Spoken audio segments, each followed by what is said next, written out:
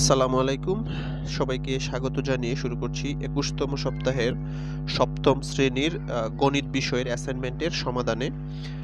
এটা হচ্ছে গণিত বিষয়ের ৫ম অ্যাসাইনমেন্ট। অধ্যায়ের শিরোনাম হচ্ছে তথ্য উপাত্ত একাদশ অধ্যায়।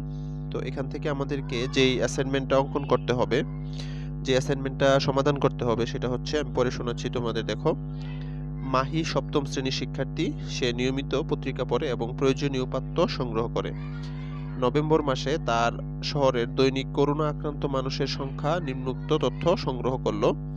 এখানে দেখো কতগুলো সংখ্যা দেওয়া আছে, যেমন ২০, ১৫, ২১, ২৮, ২৩, ৩০, ২৭, ৩২, ২০, ১৩, ২৭, ১০, ৩০, ১৩, ২০, ১৪, ২০, তারপরে ১২, ১৭, ২৭, ২০, ৩৪, ১৪, ২০, ১৮, ৩১, ১৮, ২১, ৩২, ২৩।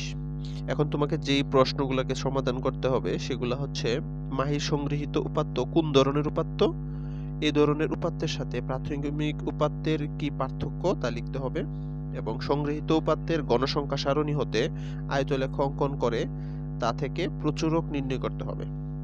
অর্থাৎ এটা হচ্ছে তোমাদের পরিসংখ্যান, যেই পরিসংখ্যান থেকে। তো এখন আমরা মূল অ্যাসাইনমেন্টের সমাধানটাতে চলে যাব। সমাধানে যাওয়ার আগে যারা এখনো চ্যানেলটাকে সাবস্ক্রাইব করোনি তারা অবশ্যই চ্যানেলটাকে সাবস্ক্রাইব করে পাশে থাকা বেল আইকনটাকে অন করে দিবা। আমরা এখন মূল অ্যাসাইনমেন্টে চলে যাচ্ছি। চলো তাহলে।